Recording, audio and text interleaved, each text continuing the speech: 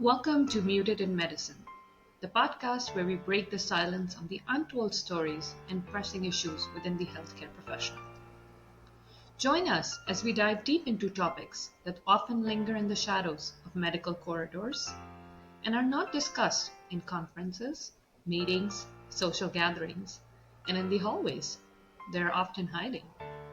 From navigating errors and facing litigation to the often overlooked realm of mental health among healthcare professionals. Through candid conversations and storytelling, we aim to amplify the voices and shed light on challenges that resonate across the medical landscape. So grab your stethoscope and a cup of coffee and tune in as we uncover the layers of complexity in the world of healthcare that are so muted yet so profoundly impactful. Hello, everyone, and welcome to another episode of Muted in Medicine podcast. My name is Saba Fatima, and I'll be your host for this podcast. I'm a pediatrician with a passion for helping healthcare professionals facing secondary trauma at work and healthcare, which often they're unprepared to face, and spreading more awareness about it. And with this podcast, we hope to discuss some of the most taboo topics in medicine that are often not openly discussed. Today, we're talking about grief in the field of healthcare. When I joined healthcare as a pediatrician, the naive person in me believed that young children bring so much joy with them. Working with them, I would be brimming with that same joy every day. My bubble quickly burst when I lost my first patient, someone who was similar in age to my own daughter. I experienced something that I had never felt before. Deep grief over this beautiful family's loss, intertwined with the guilt of not being able to prevent this from happening. And also survivor's guilt of hitting milestones with my own daughter. And I realized that grief in our profession is very complex and it does not follow all the same rules. And I wanted to learn more about it. To discuss this with me today, I have Hui-wen Sato. Hui-wen has worked as a pediatric ICU nurse at a level 1 trauma center in Southern California since 2010. She recently obtained her certificate in narrative medicine from Columbia University. Her passion lies around giving voice to the inner heart experiences of healthcare workers and caregivers and helping them navigate professional grief. Hui-wen's writings on these experiences have been published in numerous professional journals and books. Her 2017 TedX talk was promoted to the main TED webpage in 2020, titled, How Grief Helped Me Become a Better Caregiver.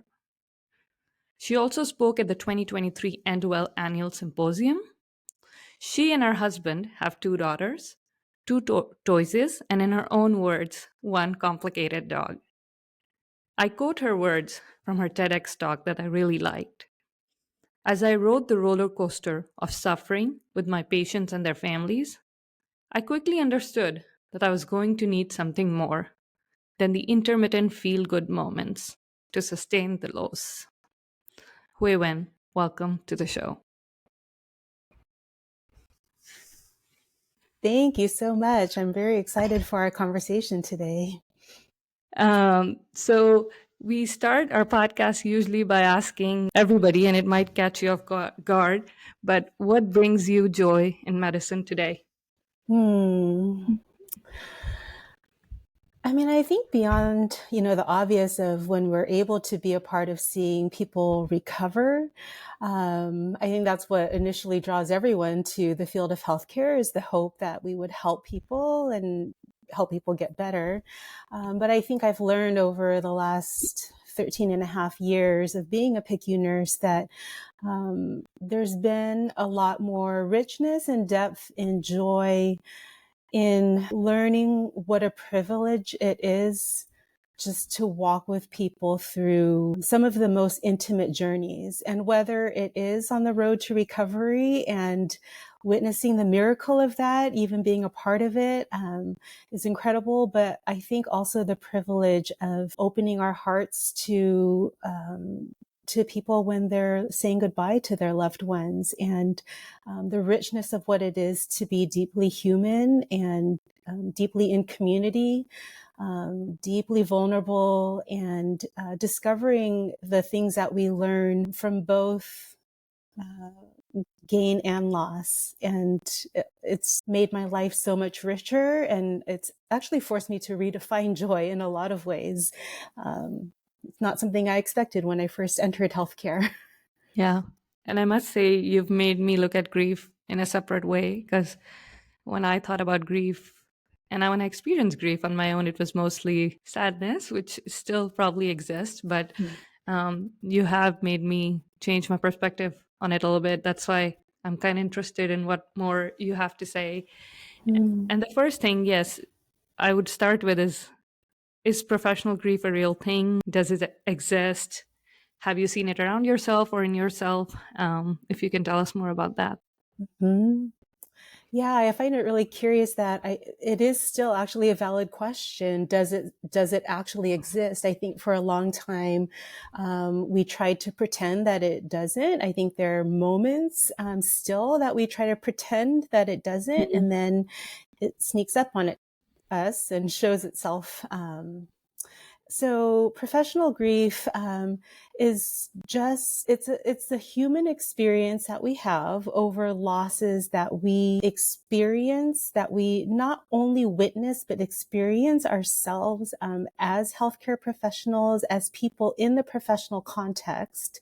So these are people that we don't know from our personal lives. It's not initially personal grief. The relationships are not initially personal. They're built in the professional context. But grief is a very personal experience. And so it's what we experience internally over people that we build connections with in our professional context. And I think that's why we've wondered, is this really a thing? Because Yeah. we have often thought, well, I signed up for a job and I need to just do my job.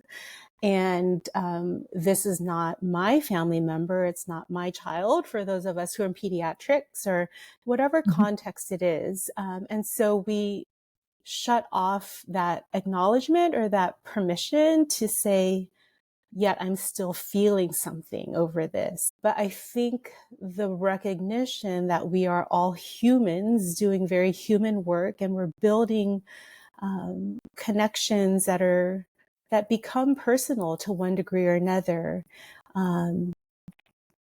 It is a real thing. Yeah. Yeah. Yeah.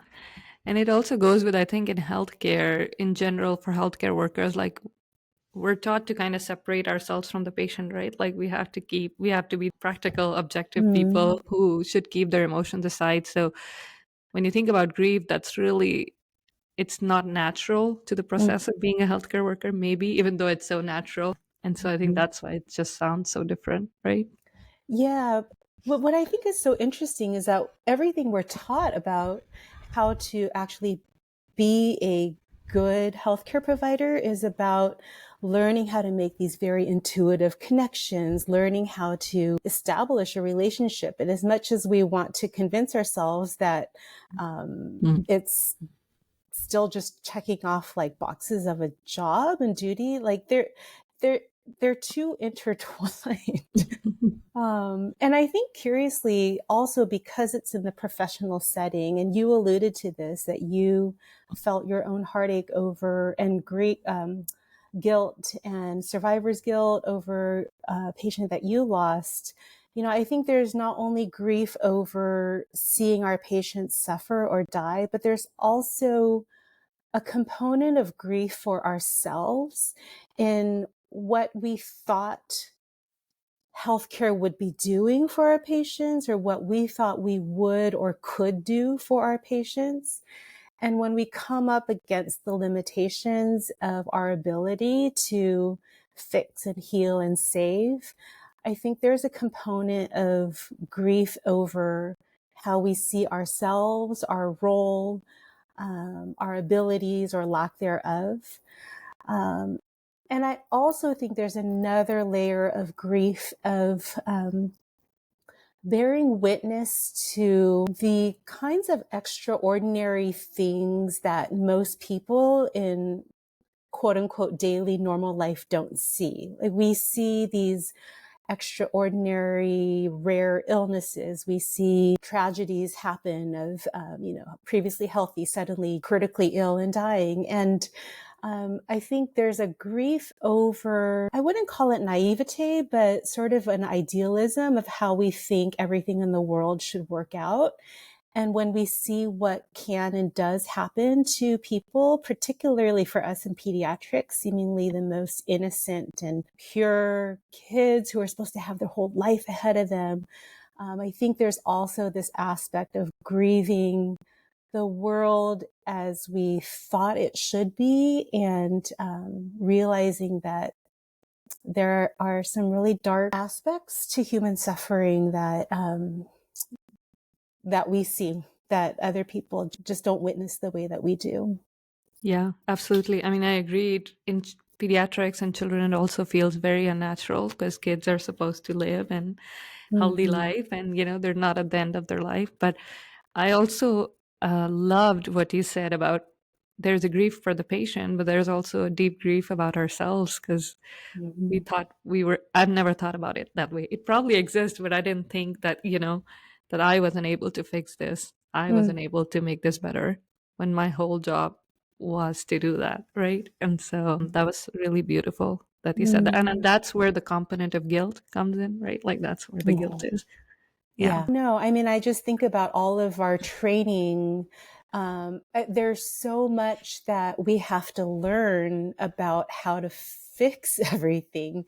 And Mhm. I understand why our training centers around that, one, just the volume of how much there is to learn. And also, I don't know, I think unless you specifically go into hospice training or things that are looking loss directly in the face, we're not typically presented very much with the idea of how can we be successfully equipped to not fail, but come up against the limitations of modern medicine. And how can we be successfully equipped to walk with these families in it? We're just not trained to think that way. And so anything that feels like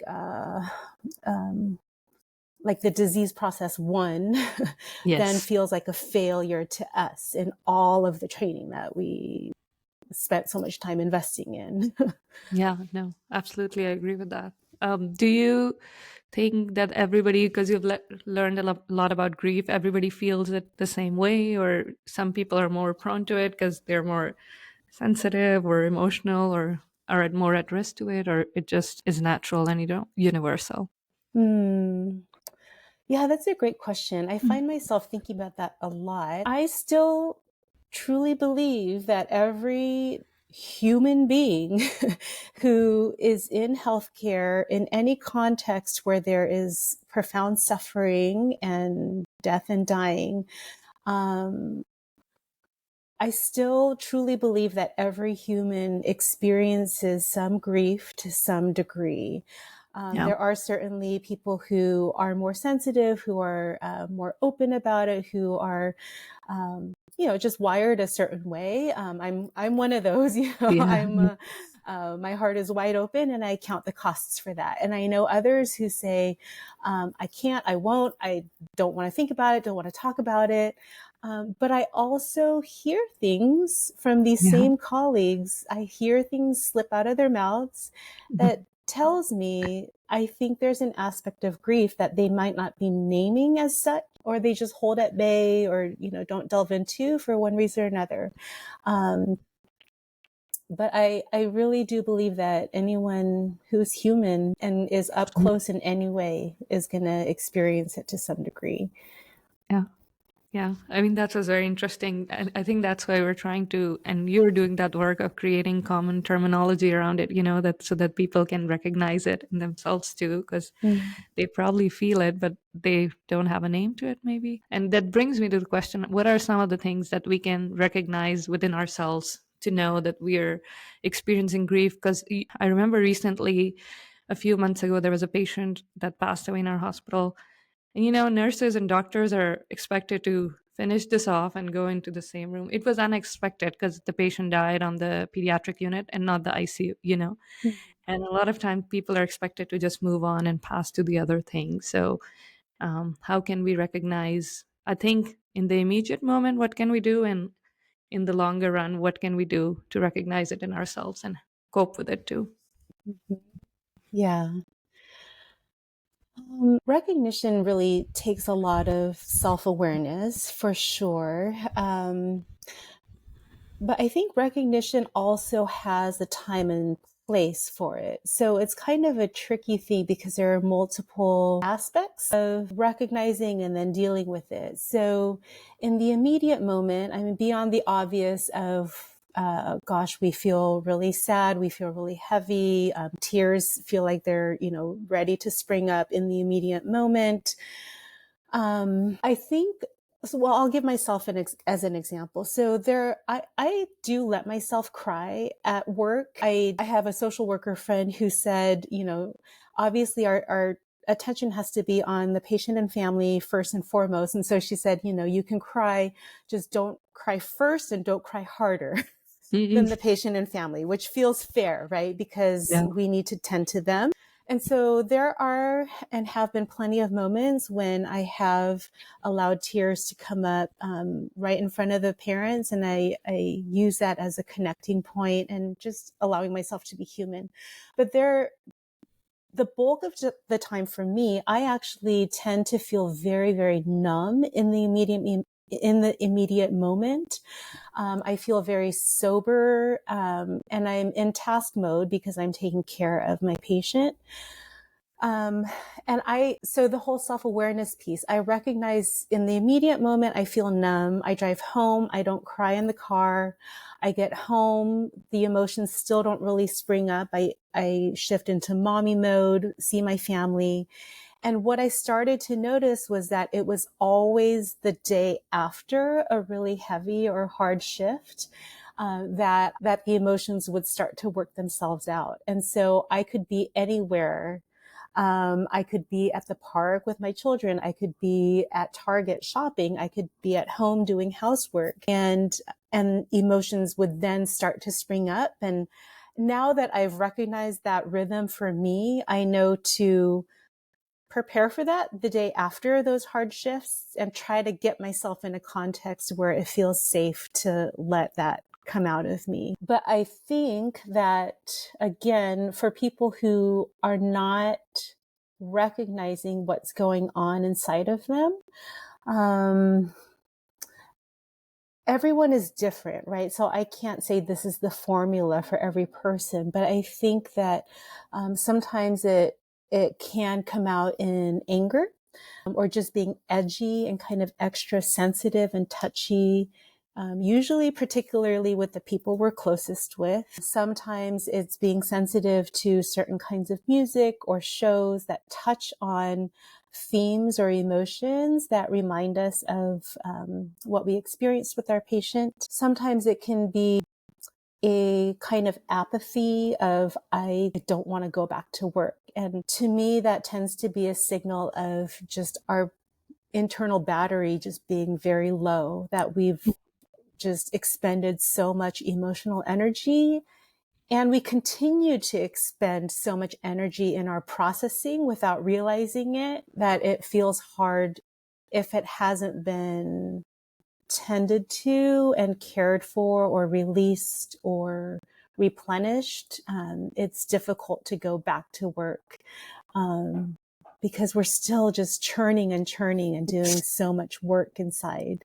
Yeah. And you work around a lot of death and dying because you work in the ICU, obviously.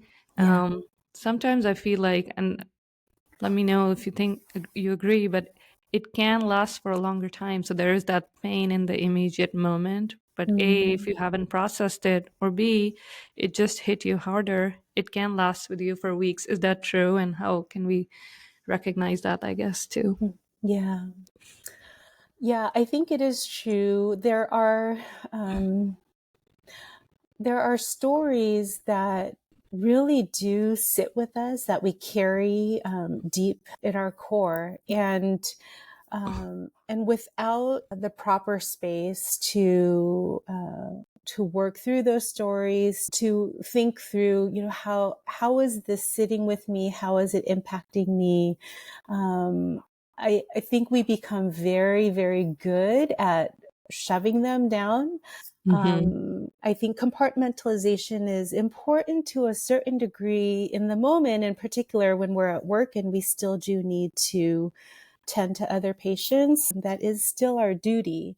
But I think that we have developed such strong habits of compartmentalizing. And we go home to usually, I think, a home life in a society that also doesn't give us space to talk about these stories, right? There's not a Yeah. lot of Yeah. people, whether Yeah. it's partners, friends, when they Yeah. ask us how is work, they don't want to actually hear Yeah.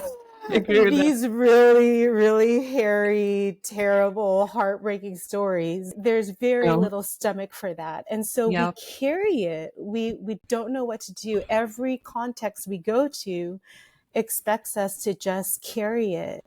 And because of that, yes, over time, they build and build and build and build. And so I think that when you ask about how do we recognize, I think really a lot of that is just the general burnout that we see of people saying, it's Yeah. that broad blanket, I just don't think I can do this anymore. Yeah. But it's because there's just been weight upon weight upon weight that we've been asked to carry. That isn't, it shouldn't be ours alone to carry. Like we need to have space to offload. Yeah. Yeah, no, I absolutely agree. And even when you said, people don't want to hear the sob stories, right? Like even at home, at work, and even like, I don't know with how do you deal with in your nursing friends, but I think when I talk to my colleague doctors, like they don't want to talk about the sad stuff all the time too. Like I feel like that because you're supposed to be tough, you're supposed to move on to the next patient. So I don't think there's a lot of space there to talk about this. And then at home as well, you're supposed to be the perfect, like, well balanced person who can balance both. So Yeah. I absolutely agree with you on that. But I know you've done a lot of work on making it a better experience for yourself, I think, grief. And so I just want to know, how do you cope with it, and what suggestions you have for others who are listening on how to embrace grief? Yeah, I think that I have stopped trying to fight it so much. I just don't think this is doing us any favors. And so both in giving myself permission and then trying to model that for my colleagues and certainly for the younger nurses who are coming through and other disciplines as well, to just start normalizing and validating the reality of this, that it's just a part of being human. I think it's actually a really beautiful thing for us to be able to grieve for our patients. I think it's beautiful for us to be able to stop pretending that we are as much of a machine as our ventilators and our dialysis machines. That, like, if that's what healthcare is going to be, then give the patients over to the machines. But we all know that that's not what quality healthcare is. Quality healthcare is when we come in close, when we open ourselves, when we build these connections. And part of that is grieving. And I think it's beautiful. I think that it just needs to be given a voice in the room. It needs to be managed well, but not squelched and not denied. It just needs to be acknowledged and managed, just like joy and just like everything else that we experience as humans. And so how do I do that? Like I said, I let myself cry in the moment. I In our unit, we have started I was part of a group of people where we started some regular debriefings in the unit that other nurses have really taken off and developed it into actually a hospital-wide program now. But where we just offer very regular ongoing spaces for people to just come and say whatever's on their mind. And it's just a safe place to do that. I try to ask better questions of colleagues. So I think changing the way we talk about things, like instead of saying, "Are you okay?" Yes, no. The pressure was always going to be to say yes. Rather than hunting that question. I remember there was a patient who came through first our ED, and they were coding the patient for a while in the ED. They managed to get the patient up to our PICU, temporary stabilized him, but it was just one of those where the patient came in with seemingly normal symptoms and then quickly decompensated. And it was just such a unexpected and tragic death. And the parents were lovely and all of that. And there was a young nurse standing next to me. And I remember watching colleagues around me. So I remember watching some respiratory therapists, and there was a respiratory therapist student, and people were sort of making like the dark humor jokes, which I get, but I could see on people's faces sort of the younger staff, sort of this processing of, gosh, what's going on? How do we handle this? And I heard the jokes and I understand them. I don't always love that that's all we have to offer. And then I saw a young nurse there. We all participated in the code. And later I just asked her, how is this sitting with you? What's going through your mind right now? How are you processing this? And I think to model better exploration of what might be going on inside of us, asking questions like that implies you are allowed to say whatever you are feeling. You don't have to just say, "I'm okay." And then I followed up with her a couple weeks later because it does show up sometimes later. And I just checked in and say, hey, I thinking of that code. I wanted to see how you've been doing. And it's not all me. I think our unit has actually a wonderful culture. We've all been learning how to do this better with each other. So I'm not the superhero. But for what I'm trying to do, these are some examples. I think that's really important. And even what you said about checking weeks later, because often it does show weeks later. Because at that time you're in the mode to just go on and keep working and you haven't processed it yet. But that's absolutely very important. I wonder what you think about honoring when you're trying to embrace grief and thinking about it as a part of life, about honoring that patient and family that you're taking care of. Because it was interesting when you said about not crying louder than them. That's important, right? Yeah. But also I've heard from a lot of families, if we show emotion, I think that's valuable to them too, that we cared for their patient versus the doctors didn't care or the nurses didn't care, they were joking around. So and just yesterday, I received news about a patient that I had taken care of a few months ago, and he had cancer and he passed away. And I was thinking, how can I honor this patient, And so I was wondering, what is your experience with that? Yeah. When I was a student nurse, and I was doing actually my 10-week preceptorship in our PICU where I now work, I remember back then one of my hobbies was photography. And what I started to do in that 10-week preceptorship was I would start to just take walks with my camera, and I would try to take pictures of just shots that I felt really commemorated patients that stood out to me. So I remember seeing a pretty sick teenage patient with cystic fibrosis. He just looked so emaciated, and he was decently stable the day that I saw him, but I wondered, what his trajectory was. And I remember walking through the neighborhood and seeing this kind of half-finished house that was being built. There was a fence around it, and then there was a mailbox on the outside of the fence, collecting mail for whoever owned the house. And I took a picture of that mailbox, just thinking how much it made me think of this patient, sort of this sense of like a half-finished life. Yeah. And you're trying to make connections through the mail, through communication. And so, in the beginning it was photography. Now I do a lot of writing.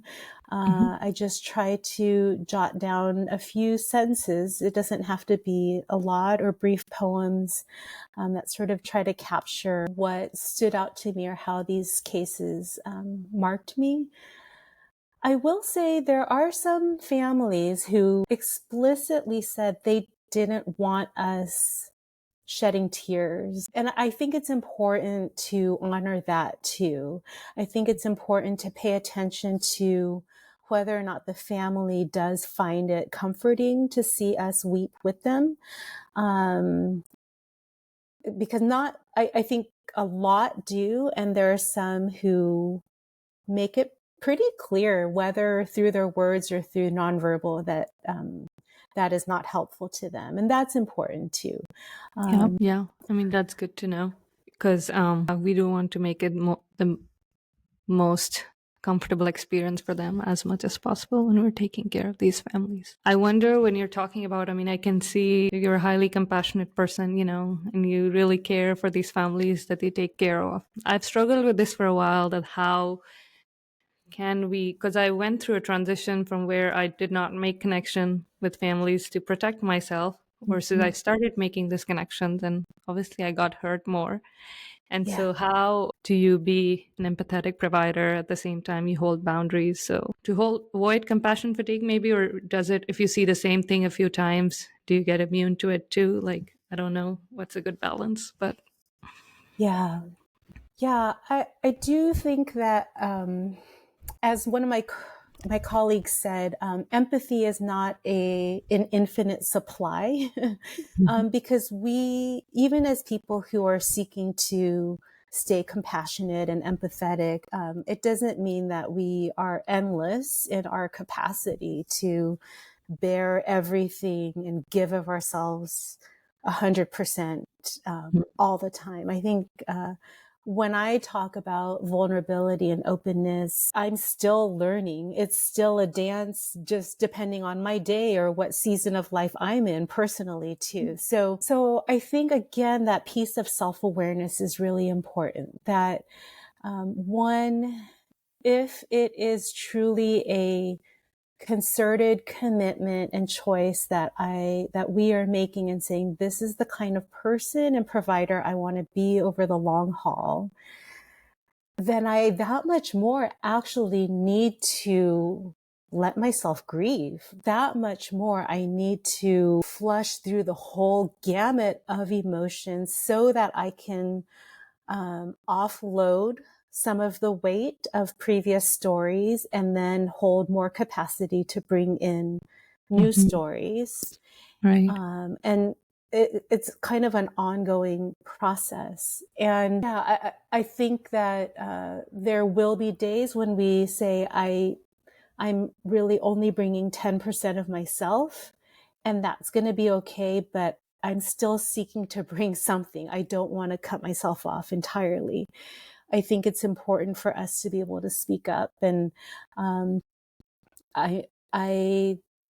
there was one patient we had in our unit where we all grew deeply fond of this patient. She was truly extraordinary, just handled her cancer with so much poise and so much kindness towards us staff, despite how much she was suffering.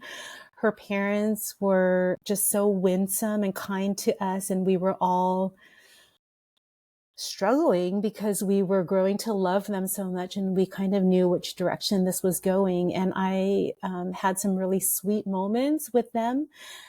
But I was also in a place where my husband and I were both recovering from pretty serious health crises just in recent months. And so I was navigating my own emotional capacity for this. And there was a day when I went in to the unit, and I had taken care of them a couple times and always stopped by to say hi. But I went in and saw that I was assigned to them, and I just said, I can't do it today. I can't give them what they deserve.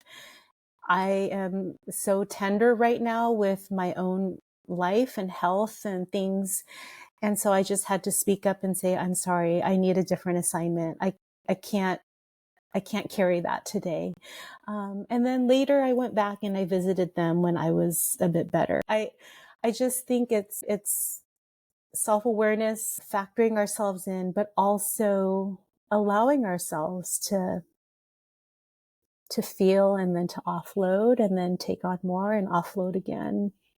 Yeah. I mean, I think that was brave of you to say you can't take it at that time, and to hold that boundary, even though I think it was just brave of you to hold that. Yeah, thank you. I think the culture is important too, because I recognize not everyone can do that all the time. My unit is wonderfully supportive, and I think it speaks to healthy workspaces in general that we feel like we are empowered to ask for that kind of breathing room. Yeah. Yeah, that's amazing.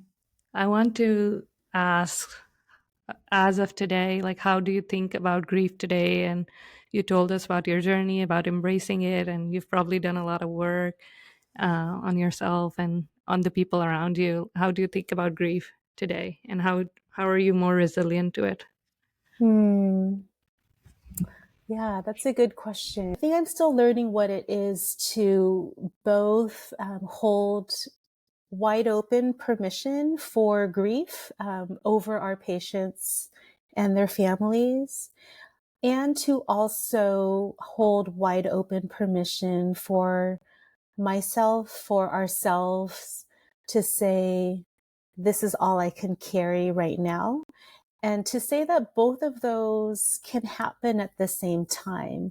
When I first started doing more speaking and writing about grief and healthcare, I think I would admit that I was maybe my pendulum swing was more just, we should really just open ourselves up to all of it, and just acknowledge all of it. I think because I felt like we were so much on the other side of shutting it down all the time. But I think as that pendulum is kind of balancing out a little bit more, I'm learning to hold both of those possibilities, and to say there are days when I just don't have the capacity to hold this heaviness. And it doesn't mean that I don't care. It doesn't mean that I'm not empathetic. In fact, my goal is to remain empathetic for the long haul. And so today, or this week, or this season of my life, I just don't have a lot to give. But I also believe that in a week or 2 weeks or a month, I'm going to be in a different space, and then I can take on some of the harder cases again, or I can delve more into that again.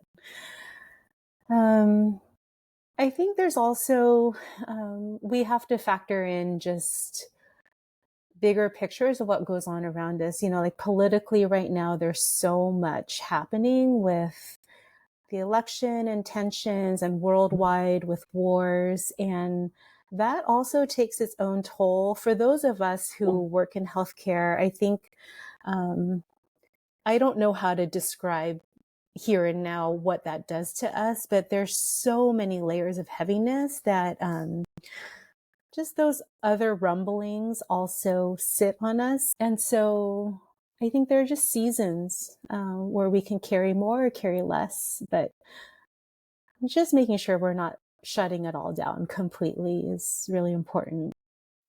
Yeah. And I think just if you think about if there was a colleague or a nurse like you talked about, a younger nurse or a younger trainee who is going through this. They're in the season where they are feeling the grief, like, or they've lost a patient, or they're having guilt. Do you have any words of wisdom for them if they're feeling that way? I think perhaps I would say to show some compassion to yourself, and it won't always last. So if you can hold compassion for yourself at the moment, but if you have any words for them. Mm-hmm. Yeah. No, I agree with you very much, that compassion that we extend, we look at our patients and families, and if they're feeling downcast or they're having a moment, we don't chastise them what they feel, and yet we can be so hard on ourselves. And so I agree, having compassion for ourselves as people who are in the room too. We're also part of those stories with our patients and families. And so it only makes sense that we would have the emotions that spring up. And I think you said it really well. And I just think us as a community of providers learning to extend this kind of kindness and safety to each other over and over and over again is what we need to move forward, because it is so hard to find support outside of work. We're the ones who understand it the best, right? The people who are in the trenches with you. And so rather than shutting it down in each other, I think being that community for each other is all the more important. Yeah, absolutely. I agree with that. And just appreciate you for having this conversation and just talking about it too. And I mean, I think that helps when people hear about it as well. There's a curious place that we find ourselves in as healthcare providers in this day and age. I think coming out of the pandemic and what we all endured in that time, that was such it was wild for so many obvious reasons, but I think that again, going back to the idea that, we were trained to succeed. We were trained to be able to overcome, fix, heal all the problems. And I think when we encountered the pandemic, which was a new virus that we didn't know anything about, didn't initially have a vaccine for, that really overran our healthcare system for quite a while. Again, we're doing this very, very personal work with people who were dying, and we were their only source of human contact for so many people. When family members weren't allowed in, what have you, we're doing this very personal work as the face of medicine that couldn't fix everything, and was in fact for a while as a system overrun by this pandemic. And so, there's the loss of individual, we lost this patient to cancer and we fought so hard. But, I think this idea that there was something that was so much bigger than so many of us for a very long time. There are individual hits, and then there are really big hits. I think there is a hope that we can, we've learned and we can move forward better and stronger in certain ways, but some hits just are really, really hard. And I think it's just worth saying that out loud. Just, we were the human faces in the midst of these tidal waves. I don't know, as we move forward, we're still the human faces in the individual losses and sort of the bigger waves that come through our clinics or our units. But we're also the beauty of that too, right? Like, we're also still the ones that show up. We're still the ones who say, I'm still here to be with you. I'm still here to take care of you. And I'm going to try my hardest to help you win. If that looks different than what we imagined, then I'm still going to be here. And that is, I think, extraordinary.